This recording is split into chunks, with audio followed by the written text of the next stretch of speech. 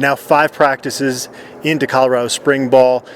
The last 2 days have been in full pads, and we've had a lot of interviews done the last couple of days. Brian, we talked to 4 of the 5 offensive assistants yesterday, and then we both did player interviews today. I guess real quick, so we don't make this a half an hour video, we'll just kind of give one takeaway from each of the coach interviews and then talk about the players today that we talked to.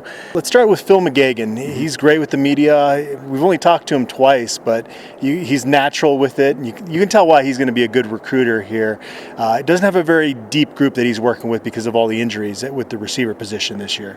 Yeah, and the biggest takeaway I had there was just he didn't make excuses for it. He said, hey, I've come from the NFL and usually I have only 5 guys anyway. So, and yesterday was a little bit different because Daniel Arias missed for class reasons and not injured, but yeah, it sounds like they're trying to get the most out of what they have, and I think everything I've heard, not just from him, but about him, is guys are really taking to his coaching and that they're really enjoying it, and it sounds like guys like R.J. Sneed are stepping up, Montana Lamonius Craig is having a good spring, so my biggest takeaway is basically what you said, is that he's kind of built for this, right? Mm-hmm. And he knows what he's doing. He acts like a veteran coach.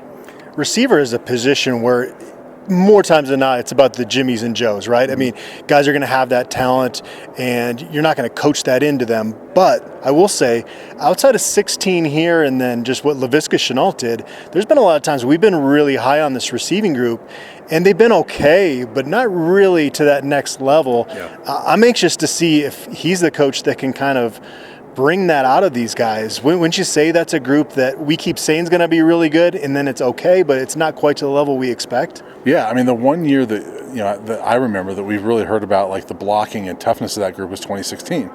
And other than that, we haven't heard a whole lot about that. Well, that's one of McGagan's big things, is toughness. I think if that receiver group is tougher, and that's such a big thing for him, if they're blocking and doing a lot of those other things, I think they're going to be a better group.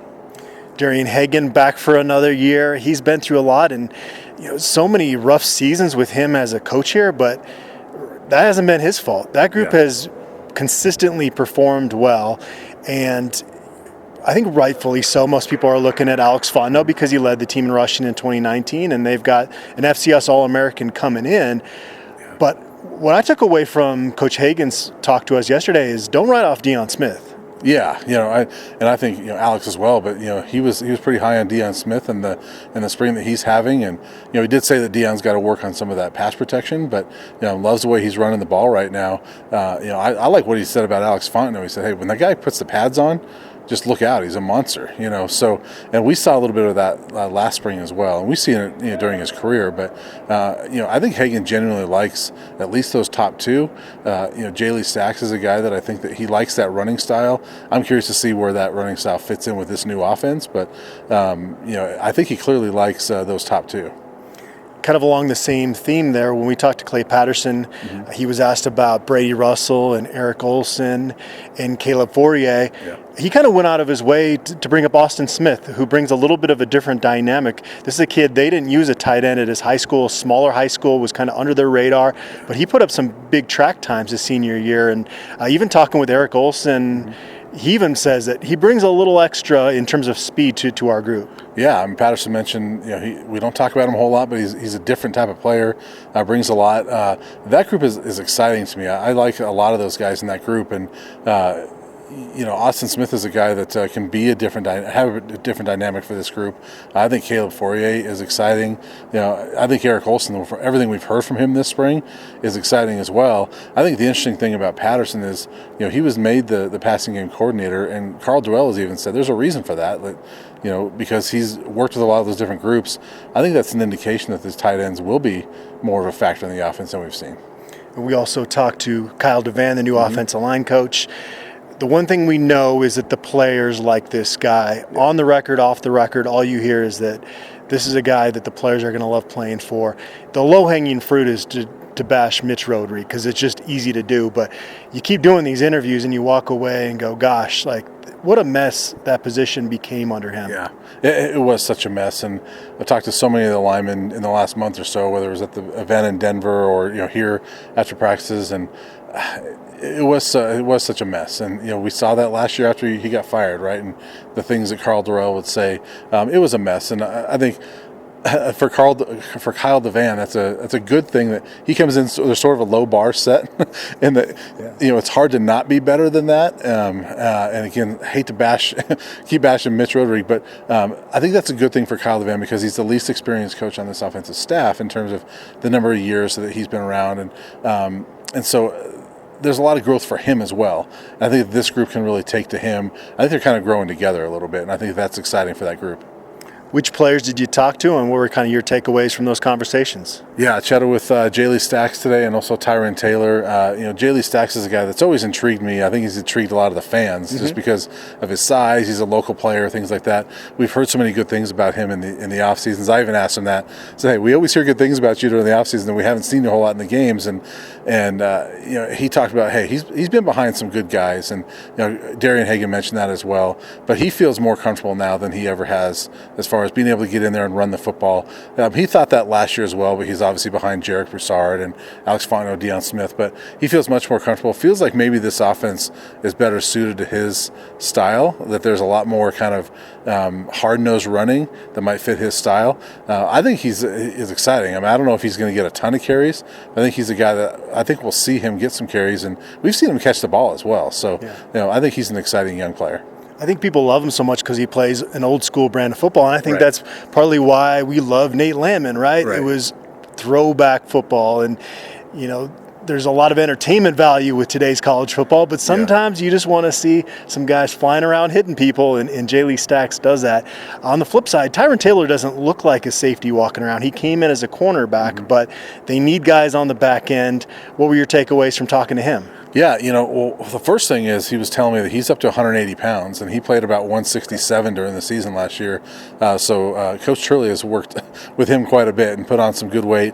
He says he's not any slower, that he's just more explosive and feels more power. He's playing a lot more nickel than safety right now. He's going back and forth, but it sounds like he might be kind of projected as that nickel, and he loves that. I mean, he loves the versatility. I asked him about that because he's been playing a lot of different spots now, but he loves it. And, nickel's where he feels like he can make a bigger impact, but he likes kind of the safety group as well. I had a chance to talk to Ryan Williams, one of the defensive linemen that signed in Carl Durrell's first class here. All three of those guys were able to redshirt, and Ryan got on the field for 10 plays last year, but still very much learning on the go, dealing with that homesickness, first year away from home. But even Carl Durrell made a comment that he has a feeling that the drop-off from the first team defensive line to the second team is not going to be as drastic. And if that's the case, Ryan Williams is going to be one of the guys in the conversation. And Durrell also pointed out Justin Jackson today. That's a name we haven't heard in a little bit around here. Yeah, I think that's a good name to hear, because I think that we need to hear some of those veterans that haven't played a lot and need to hear that they're kind of making some strides. Justin Jackson's a guy that I've always looked at as has some potential, but he's a guy that kind of need to step up, right? And so if he's stepping up along with some of those guys like a Chance Main, Guy Thomas, I think that makes that group a lot more dynamic. And lastly, I talked to Devin Grant, who went from scout team to possibly, arguably, their best defensive player against Utah. I mean, he was out there flying around making some plays. Maybe temper your expectations a little bit. He's still developing, but all of a sudden he's a guy that you throw out there and a name you throw out there and fans get excited about. Yeah, and he was one that obviously, he had to play against Utah because, guys were getting hurt, right? They didn't have Guy Thomas, and Carson went down a little bit. I know it was Joshka Gustav gets hurt, so other guys were getting hurt. I think that Devin Grant, as long as those other guys stay healthy, that's going to be a good thing for his development. I think we're going to see him a lot. I think it's good if he can if he doesn't have to be that number one guy, right? If he doesn't have to be dependent on for all those snaps. I'm excited about his future just based on what we saw at the end of last year. And he's a guy like Guy Thomas that played with his hand in the ground in high school. And so a lot of those guys are excited. And you talk about more of a four-down look. The defensive linemen love that. You see their face light up because that provides them an opportunity to make more plays. Yeah, for sure. And I think all the guys I've talked to in the front are really liking what they're doing right now. Terrence Lang, when I talked to last week, loves the four down alignment because he's more on the edge and it can be more of a kind of a pass rusher. He feels like he can make more plays in that regard. So he's not really necessarily up against guards and centers a lot. It's more tackles and tight ends. So I think a lot of these guys are liking it. All right, they'll have another practice Friday and then an open scrimmage in Folsom Field on Saturday.